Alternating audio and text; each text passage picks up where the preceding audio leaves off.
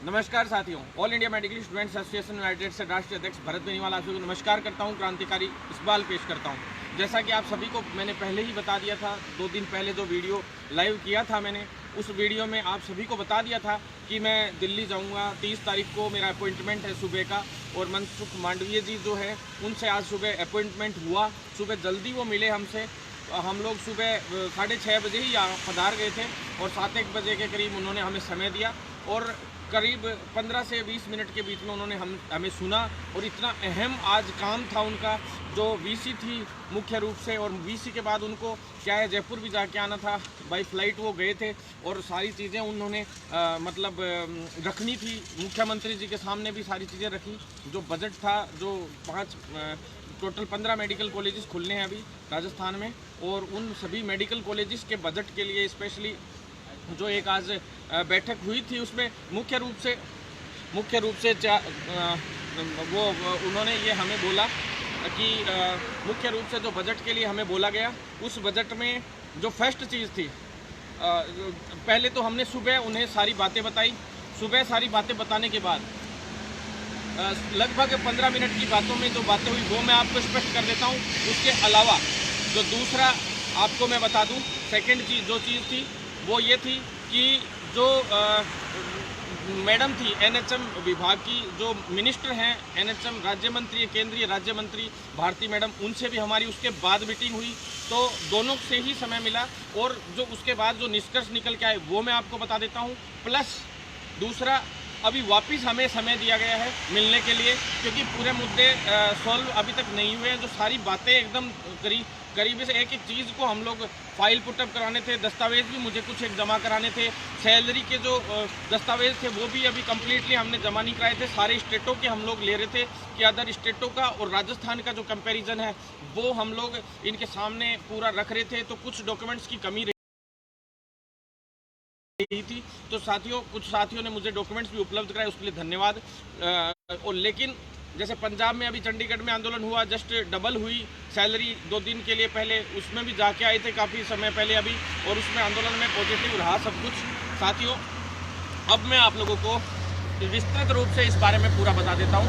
साथियों, जैसा कि आप सभी को पता है, 2018 में बहुत बड़ा रैला हमने किया था मेडिकल कॉलेजेस राजस्थान में बढ़ाने की संख्या बढ़ाने की मांग को लेकर। उस वक्त डॉक्टर हर्षवर्धन जी ने दिल्ली में भी और राजस्थान में भी दोनों जगह हमने काफ़ी बड़ा आंदोलन किया था। और उसके बाद इन लोगों ने हमें नई भर्तियां निकालने के लिए हम लोगों ने उसमें रखा था। तो मतलब जो ये भर्तियां निकाली गई थी, और पहले की जो मेडिकल कॉलेजेस को मान्यता दी गई थी, तो पहले वाली मेडिकल कॉलेजेस को केंद्र सरकार ने बजट तो भेज दिया, लेकिन राज्य सरकार का जैसे 60-40 का उसमें रेशियो होता है, तो साथियों उस 60-40 के रेशियो के अनुसार राज्य सरकार जो है राजस्थान में, वो केंद्र से पैसा आ जाता है लेकिन उसको पूरी तरह से खर्च नहीं करती है। 40 तो लगाती नहीं, उस 60% बजट को भी पूरी तरह से 7-7 हज़ार रुपये सैलरी, यूटीबी पे नर्सेज को, पैरामेडिकल स्टाफ को 6-6, 7-7 हज़ार रुपये, अदर स्टाफ को 5-5, 6-6 हज़ार रुपये, इस तरह से शोषण करती है। बहुत गलत है। जो स्टाफ लेना चाहिए इन लोगों को मेडिकल कॉलेजेस में, वो मेडिकल कॉलेजेस का जो स्टाफ है वो ये लोग प्रॉपर तरीके से नहीं लेते हैं। जो संविदा पे ही उस स्टाफ को लेते हैं। मेडिकल कॉलेजेस के अंदर जो सीटें हैं वो एसएफएस पे कर रखी हैं। स्टूडेंट्स को फीस भरनी पड़ती है अनाप शनाप। एमबीबीएस की जो फीस है वो बहुत ज़्यादा फीस है। एसएफएस की सीटें चलती हैं इन सभी मेडिकल कॉलेजेस में। दूसरा, जो बीएससी नर्सिंग है तो उसमें 75,000, 80, मतलब 40-40 हज़ार रुपये फीस भरनी पड़ती है। एमएससी में 75,000, एमएससी नर्सिंग में। ऐसे ही फार्मासिस्ट में अनाप शनाप फीस। फिर सभी में फिर गवर्नमेंट कॉलेज का फ़ायदा क्या हुआ? दूसरा, जो बेड्स है वो हर बार बेड का कह तो दिया जाता है इतने बेड कर दिए जाएंगे, लेकिन 1000 से ऊपर बेड करने की बात कई जिलों में तो अभी तक भवनों का काम मुश्किल।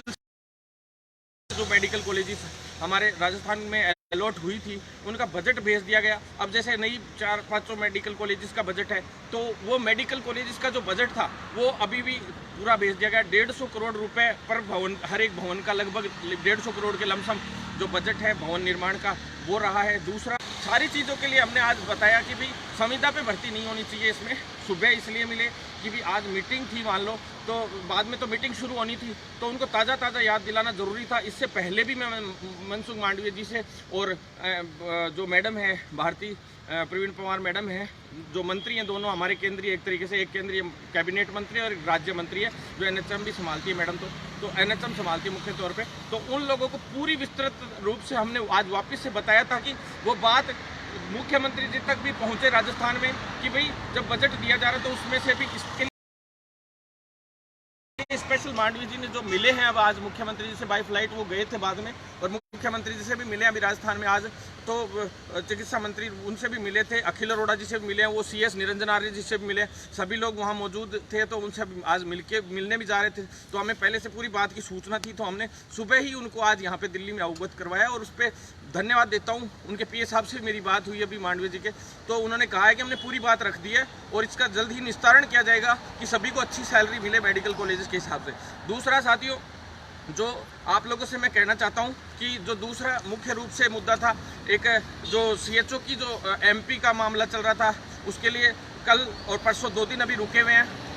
बिहार एमपी सीएचओ जो इनकम्प्लीट पड़ी है, हरियाणा की जो सीएचओ भर्ती है उसमें भी इनकम्प्लीट पड़ी है अभी तक, तो उसके लिए भी हम लोग एमडी जो वंदना गुरनानी मैडम है उनसे आज बात हुई थी, तो 2 स्टेट्स में तो आज फ़ोन कर दिया है मैडम ने, और जल्दी उन भर्तियों को निपटाया जाएगा। और जो बाहरी राज्यों के बच्चों को ऐसे उल्टा सीधा कर दिया जाता है, बाहर करने का प्रयास होता है, तो वो अब बिल्कुल पूरी तरह से बंद किया जाएगा।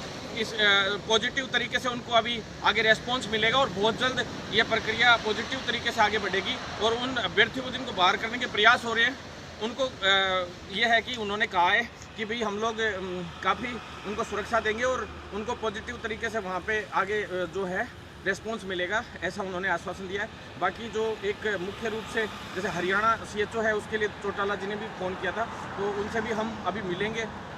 आज भी मिले थे, गुड़गांव में फार्म था उनका, तो वहाँ मिलने गए थे, लेकिन थोड़ा समय लग गया। उसके बाद साथियों मैं आपको बता दूं कि उसके अलावा जो मुख्य रूप से जो मुद्दे हमारे थे, जो मेडिकल कॉलेजेस के जो पेमेंट बजट के लिए मुद्दे थे, और जो वो सारे मैंने आपको बता दिए हैं। बाकी साथियों जो पैरामेडिकल काउंसिल जो पूरे इंडिया लेवल पे बननी चाहिए, उसके लिए भी हम रखेंगे अभी मामला, अभी उसका रखा नहीं है, हम लोग रुके हुए हैं। सुबह 8 बजे यहाँ से साथियों यहाँ हम लोगों सुबह ये मान लो 6:30 बजे से भागने शुरू हुए थे, 8 बजे लगभग यहाँ आए थे, फिर वापस यहाँ अंदर ही आज विभाग में ही आज मैम का राउंड अप था, तो मैडम से यहीं मिले थे हम अंदर।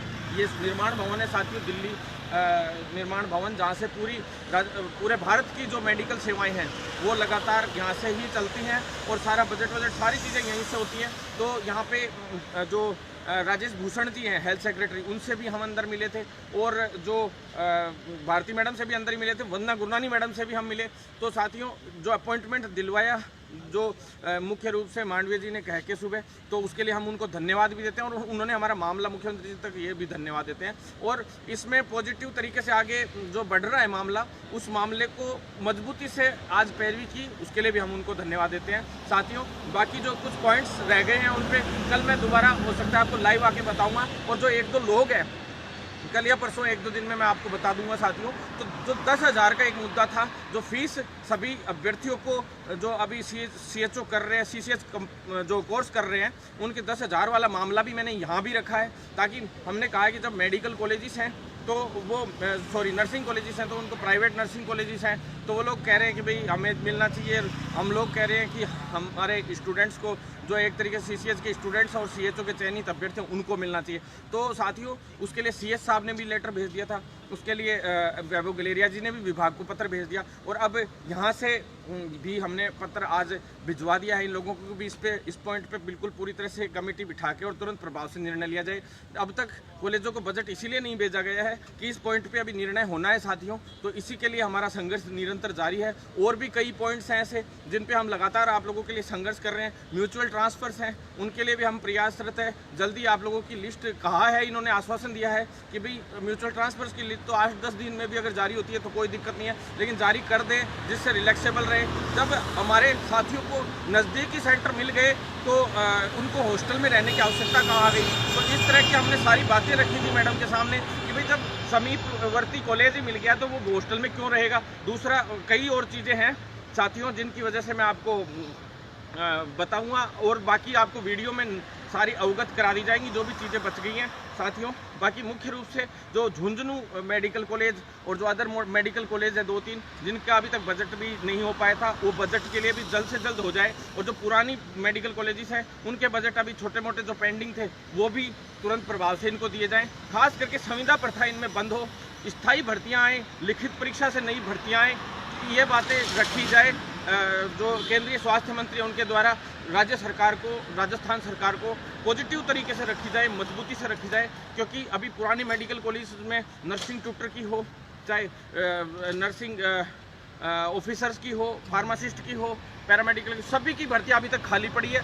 पुराने जो लोग हैं उन्हीं लोगों को मौका दिया जाता है, जो उनको डेपुटेशन पे या तो उन मेडिकल कॉलेजेस में लगा दिया जाता है स्टाफ के रूप में, या उनको कैसे भी करके जो है उनके अंदर ले आया जाता है। मतलब कॉलेजेस में पुराने जो स्टाफ लगे हुए हैं, जो सेकंड नर्सिंग ऑफिसर्स हैं, फार्मासिस्ट हैं, सभी को उन मेडिकल कॉलेज में और उनके संबंधित हॉस्पिटलों के अंदर ला के रख दिया जाता है। लेकिन नई भर्ती नहीं की जाती। नई भर्ती की जाती है तो सिर्फ कॉन्ट्रैक्ट या ठेके पे रखा जाता है, या ऐसा जो मतलब ऐसे ही रखा जाता है। तो साथियों अस्थायी तौर पे रखा जाता है। तो ऐसे लोगों से मुक्ति, ऐसा सिस्टम से मुक्ति हो, ऐसे लोगों के साथ शोषण भी नहीं हो कम सैलरी में, ऊपर से उन लोगों के लिए पॉजिटिव रवैया सरकार अपनाते हुए स्थायी भर्ती लिखित परीक्षा से कराए। यही मुख्य मांग हमने रखी थी सुबह, ताकि वो सरकार के सामने रखे। तो साथियों आप लोग साथ बनाए रखें वेटिंग और CHO। साथियों जो मुख्य रूप से जो CHO की वेटिंग है वो उसके लिए मैं बता दूं आपको, वहाँ के अधिकारियों से भी बात हो गई थी, जो यहाँ भी आज हमने रखी है कि भी जो CHO की वेटिंग है वो अभी समय से जैसे क्या नॉन जॉइनर सूची वो सारी चीज़ें आनी थी, तो वो साथियों अभी 3 से 4 दिन में, 5 दिन में लास्ट आनी है। तो वो भी क्लियर तरीके से अभी स्थिति पूरी होनी है, तो हमने मैम के सामने भी रख दी। बाकी नई वैकेंसी है जो CHO की, उसके बारे में भी सारी बातें हुई, उसमें नियम संशोधन ना हो, पुरानी भर्ती जो राजस्थान में करवाई गई थी उसी के अकॉर्डिंग हो। जो MP CHO और जो आगे की जितनी भी भर्तियाँ आएंगी, UP की CHO जो आ रही है, इन सभी के अंदर जो अभी जैसे उसमें GNM, BSc नर्सिंग और जो आयुर्वेद के जो CCH कंप्लीट हो, चाहे बिना कंप्लीट के पुराने BSc नर्सिंग वाले हो, GNM वाले, सभी को उनको बराबर मौका मिले और मौका देते हुए अगली भर्ती करवाई जाए। ये मैंने मुख्य रूप से मांग रखी है अभी, जिससे क्या है सभी को मौका मिल सके। क्योंकि मौका नहीं मिलता है साथियों, बेचारे अभी UP में है तो सिर्फ CCH कंप्लीट जिनके पास है उन्हीं को मौका मिल रहा है। सभी को मौका मिलना चाहिए, बराबर मौका मिलना चाहिए। जब उन्होंने भी नर्सिंग कर रखा है तो उन्हें भी मौका मिलना चाहिए, जिन्होंने आयुर्वेद की डिग्री कर रखी है उन्होंने को भी मौका मिलना चाहिए। तो साथियों इतना ही निवेदन है कि आप लोग साथ बनाए रखें मजबूती से। फिर 80-20 जो मुख्य मुद्दा था उसके लिए सुबह मिले साथियों। जो 80-20 का जो हमारा मुद्दा चल रहा है, उस 80-20 के मुद्दे को हमने स्पेशल तौर पे रखा। जो पहले डॉक्टर हर्षवर्धन जी के समय से हम लोग एक्टिव थे, लेकिन हर्षवर्धन जी इसमें अच्छा रेस्पॉन्स नहीं दे पा रहे थे हम लोगों को ढंग से, ना तो मिल पा रहे थे हम लोग, ना कोई और बात हो पा रही थी। तो अब साथियों पहली बार ऐसा मिनिस्टर आया है, चिकित्सा मंत्री, केंद्रीय चिकित्सा मंत्री पहली बार इतने अच्छे आए हैं कि उन्होंने इसमें बहुत पॉजिटिव रेस्पॉन्स दिया है। और हमें लगता है कि इसमें दूसरी बार हम 80-20 के लिए मिले हैं उनसे और बहुत पॉजिटिव रेस्पॉन्स दिया है। और अभी जो नॉर्सेट हो रही है वो भी पेंडिंग सिर्फ इसी वजह से चल रही है। उन्होंने आज बोला भी और पहले भी उन्होंने बोला था कि जब तक इस पर पूरी तरह से फैसला नहीं हो जाएगा तब तक हम लोग इस पर अगली नॉर्सेट नहीं करवाएंगे। तो साथियों जो इसमें होना है, प्लस GNM वालों के लिए भी 2 साल के एक्सपीरियंस के साथ जैसे जुड़वाने के लिए, जैसे कई लोग कह रहे बाहर होने का, तो मैं यही चल रही है हमारी कोशिश कि उनको हमेशा के लिए एलिजिबल रखा जाए ताकि सब परेशानी नहीं हो उन लोगों को भी। और काफ़ी ऐसे नियम हैं, जैसे जो हम लोगों ने grading system Indian nursing council में BSc नर्सिंग का पिछली बार मैंने वीडियो दिल्ली से आया था तो मैंने कहा था कि ग्रेडिंग सिस्टम का हम शुरू करवा रहे हैं, जिससे राजस्थान में अब आगे से जो भर्तियां करवानी होंगी वो अपने आप ही लिखित परीक्षा से आएंगी। क्योंकि ग्रेडिंग के हिसाब से मेरिट तो फिर बना नहीं पाएंगे, तो ये अपने आप ही फंस जाएंगे। तो अब ग्रेडिंग सिस्टम अब चालू हो रहा है BSc नर्सिंग में, आप सभी को पता है। और इसी तरह से सभी जो एजुकेशन है मेडिकल की, उसके अंदर सभी कोर्सेज के अंदर ग्रेडिंग सिस्टम शुरू हो जाना चाहिए। ये भी हमने एक मुख्य रूप से मांग रखी है आगे। तो साथियों इसी तरह से सभी काफ़ी चीज़ें हैं जो हम आपको बाद में जयपुर पहुंच के भी मैं बताऊंगा। और उससे पहले भी जो निष्कर्ष हमारे निकलते हैं पॉइंट टू पॉइंट। सुबह से हम लोग साथियों खाना भी नहीं खाया है, सुबह से हम लोग भागदौड़ कर रहे हैं और यहाँ स्वास्थ्य भवन से अब 9 बज गए होंगे, शायद 9 साढ़े 9 होने को आ गए होंगे। अभी लगभग हम लास्ट में हम लोग ही निकल के आए, थोड़े बहुत कर्मचारी और होंगे, कुछ एक अधिकारी और होंगे। और साथियों सभी अधिकारियों से, अंदर जॉइंट डायरेक्टर से भी हम मिले, सभी से हम मिलते रहते हैं लगातार। और वो फाइनेंशियल जो ऑफिसर हैं, जो डायरेक्टर हैं, निदेशक हैं फाइनेंस के, उनसे भी हम मिले, क्योंकि बजट वो लोग यहाँ से भेजते हैं। और NHM का जो बजट है, सैलरी इशू सबसे मेन, तो साथियों सैलरी का जो इशू है उस इशू पे भी मिले हैं। तो सारी स्टेट्स का जो अदर का कंपैरिजन करके हमने बताया है कि भी राजस्थान की PIP इतनी कमज़ोर क्यों बन के आती है। वो ये कह रहे हैं कि भी राजस्थान की PIP ही कमज़ोर बन के आ रही है। जितना वो हमसे बजट मांगेंगे, हम कभी मना नहीं किया हमने आज तक, वो जितनी PIP हमें बना के भेजेंगे हम उसके हिसाब से इनको 100% बजट देंगे। जब अदर स्टेट्स को दे रहे हैं तो हम राजस्थान को क्यों नहीं देंगे? जब राजस्थान को हम हर चीज़ का पैसा दे रहे हैं तो उनको इतना टेंशन लेने की ज़रूरत कहाँ आ गई? तो साथियों, राजस्थान की जो सरकार है उस पर हमें दबाव बनाना होगा, चाहे वो राजस्थान में NHM के नर्सेज हो, ANM हो, फार्मासिस्ट हो, कंप्यूटर ऑपरेटर हो, आयुर्वेद के जो डॉक्टर्स हैं वो हो, चाहे आयुर्वेद नर्सिंग आयुर्वेद वाले हों, लैब टेक्नीशियन हो, असिस्टेंट रेडियोग्राफर हो, सारे जो NHM के अधीन जितने भी कार्यरत हैं सारे कैडर्स के लिए, चाहे एडमिनिस्ट्रेशन ब्लॉक के हों, चाहे किसी भी कैडर के लोग हों, सभी की सैलरी का हमने सेम टू सेम रख दिया। इनके राजस्थान में जो मिल रही है उसका रख दिया, प्लस 15% जो उनका बढ़ना था अब तक वो भी नहीं बढ़ पाया। उसके लिए भी हमने कहा है कि आप एक लेटर जारी करें जिससे कुछ तो उनको फ़ायदा मिले। हालांकि राज्य सरकार के वित्त विभाग में भी फाइल गई हुई है और काफ़ी समय से पेंडिंग पड़ी है, पर ये लोग थोड़ा सा दबाव बनाएंगे तो वो 15% भी जल्द से जल्द आपका सोल्व होगा। बार बार घोषणाएँ हो जाती हैं लेकिन होता नहीं है, तो थोड़ा सा इन लोगों का दबाव रहेगा तो उसका भी हमें फ़ायदा मिलेगा। और जो PIP है वो इस बार मजबूती से बन के आए, ऐसी हम कामना करते हैं। और सुधीर कुमार शर्मा जी से भी बात हुई थी, NHM MD मैडम है जो गंगा गुरनानी मैडम, उनकी भी बात हुई थी, तो उन्होंने कहा है कि अब की बार जो PIP है हम लोग उसमें कुछ इम्प्रूवमेंट करने का प्रयास करेंगे। तो साथियों, जो PIP है वो हमें मजबूत बनवानी है राजस्थान से, इसके लिए आप लोगों को मेरा साथ देना होगा। और ज़्यादा से ज़्यादा वीडियो को शेयर ज़रूर करें ताकि एक साथी तक ये वीडियो पहुंच सके। साथियों, शेयर करने में मत हिचकिचाया करो, क्योंकि शेयर करने से ही हम लोग लड़ाई लड़ेंगे। आप लोगों के लिए दिल्ली यहाँ तक आते हैं जयपुर से तो 20-25 हज़ार रुपये का खर्चा होता है, बहुत परेशान होते हैं। 4-5 दिन तक, 3-4 दिन 5 दिन भागते हैं अंधाधुंध आप लोगों के लिए। तो आपसे निवेदन है कि आप लोग भी कम से कम सपोर्ट किया कीजिए। और जो ये 1-2 लोग जिनको यूनियन और फलाना दिखाना, तो उन साथियों से भी मैं कहना चाहता हूँ, साथियों जो भी चीज़ हो काम कर लो, फायदे में रहोगे। ब्रिज कोर्स आ रहा है, पढ़ाई कर लो। 10-15 फरवरी को तो के आसपास तो 1-2 दिन ऊपर नीचे एग्ज़ाम है आप लोगों के। पहले ही बता देता हूँ RUHS में मैं फिक्स करवा के आया था। और दूसरे बात बता दूँ, 15 फरवरी के 1-2 दिन ऊपर नीचे हो जाएगा, एग्ज़ाम शुरू है आप लोगों के। और 10 मार्च से पहले हर हाल में परिणाम जारी करना है, ये साफ निर्देश NHM विभाग ने RUHS को दे दिए हैं। और 10 मार्च से पहले और साथियों 20 मार्च से पहले आप लोगों के ज्वाइनिंग लेटर आप लोगों के हाथ में होंगे। हो सकता है 11 मार्च को ही आ जाए, लेकिन 20 मार्च से पहले होंगे। और 7 दिन का समय आप लोगों को ज्वाइनिंग के लिए दिया जाएगा। लेकिन साथियों, ज्वाइनिंग का लेटर उसी के हाथ में आएगा जो पास होगा। अगर आप लोग यही करते रहे, छोटी छोटी बातों को इशू बनाते रहे, 2 महीने का भी कोर्स नहीं है साथियों, 2-2.5 महीने भी आप लोगों को पढ़ाई नहीं करनी है। आराम से रह के पढ़ाई कर लो, नहीं तो बैठे बैठे ये यूं ही करते रह जाओगे। कई लोग जो बैठे बैठे ग्रुपों में 1-2 लोग हैं जो यूं करते रहते हैं, ये मत करो ये मत करो। तो साथियों, और सुन लो, जिसको राजनीति ज़्यादा भारी है वो भी कान खोल के सुन लो, ये CHO कोई और ही करेगा। आप लोग समय पे काम कर लो, समय बताएगा। भरत बेनीवाल हर चीज़ देख रहा है। आप लोगों से मैं निवेदन करना चाहता हूं कि मैं राजनीति करने वाले व्यक्ति से बदला जरूर लेता हूं, ध्यान रख लेना।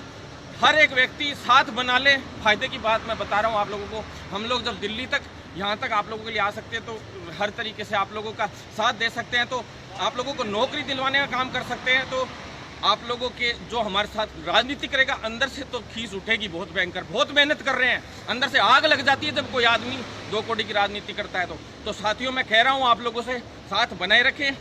राजनीति करने वाले को मैंने आज तक नहीं बख्शा है, ध्यान रख लेना। साथ बना लो, फायदे में रहोगे, भाई बन के सभी लोग लड़ाई लड़ लो।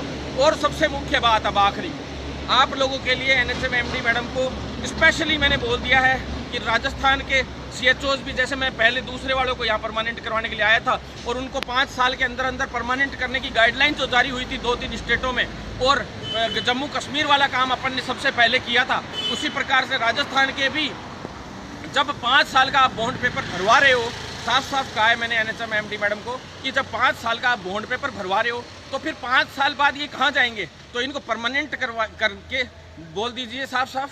NHM MD साहब को भी और राज्य सरकार को भी, राजस्थान की को, कि भाई जो साथी लोग हैं उनको भाई 5 साल बाद अपने आप ही जो नौकरी कर लेगा उसको अपने आप ही परमानेंट कर दिया जाएगा। और हमारा 4800 का पे ग्रेड है साथियों। जो ये चीज़ कह रहे हैं ना, हिंदी इंग्लिश में पेपर, फलाना पेपर, दिखाना पेपर, तो साथियों मैं आपको बता दूं, हम प्रयास कर लेंगे, कोई दिक्कत नहीं है आपके लिए। हिंदी में पेपर कराने का भी, हिंदी और इंग्लिश दोनों में मिक्सअप में पेपर कराने का भी प्रयास कर लेंगे।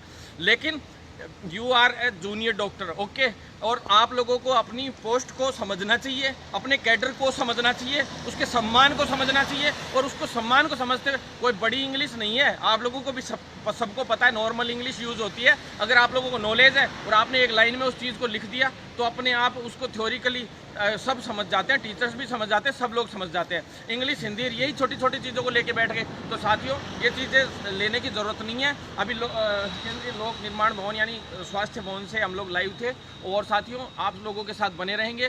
दिल्ली से अभी 1-2 दिन और हैं, जो मुद्दे हैं जो उनको सोल्व करके ही आप लोगों तक आएंगे साथियों। लेकिन आप लोग साथ बनाए रखें, बस इतना कहना चाहता हूँ। और जो लोग राजनीति करते हैं उनको जवाब भी देना सीखें, क्योंकि आप लोगों के लिए लड़ रहा हूँ, सच्चे दिल से लड़ाई लड़ रहा हूँ। इस मेडिकल प्रोफेशन को सुधारने का मैंने ठेका ले लिया है, रात दिन लड़ाई लड़ रहा हूँ। तो कम से कम आप लोगों से निवेदन है कि आप साथ बना दीजिए साथियों। साथ बनाओगे तो सारे काम होंगे, नहीं तो ऐसे ही बड़ा सिस्टम ऊपर नीचे होता जाएगा साथियों। एक सैलरी का इशू आ रहा था, कुछ एक वहाँ पे राजस्थान वाले जो कई उनमें सैलरी नहीं आई थी ब्लॉक्स में, उनके लिए मैं कल मिला था वहाँ पे, मैंने बता नहीं पाया था। तो उन साथियों के भी अब समाधान हो जाएंगे। 7 दिन के अंदर अंदर सभी की सैलरी आ जाएगी। जो लोग ये कहते रहते हैं ये नहीं आया वो नहीं आया, उन्होंने आज तक जीवन में खुद के घर से बैठ के कमेंट किए हैं, बाकी जीवन में उन्होंने अपने जीवन में कुछ भी नहीं किया है। आप लोगों की मैं हूँ जो कोविड के उस फंड से मैं आप लोगों के लिए 17 करोड़ रुपये लेके आ गया। उन्होंने बोला कि भरत जी आप ही ले जाओगे, हमारे 22 करोड़ में से 17 करोड़ तो 5 करोड़ ही हमारे पास बचेंगे।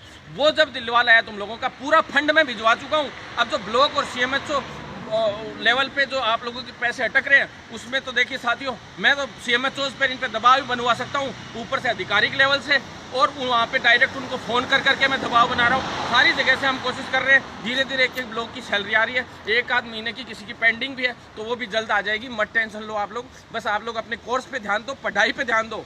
जो राजनीति करता है उसको जवाब देना सीखो। धन्यवाद साथियों। इनकलाब जिंदाबाद।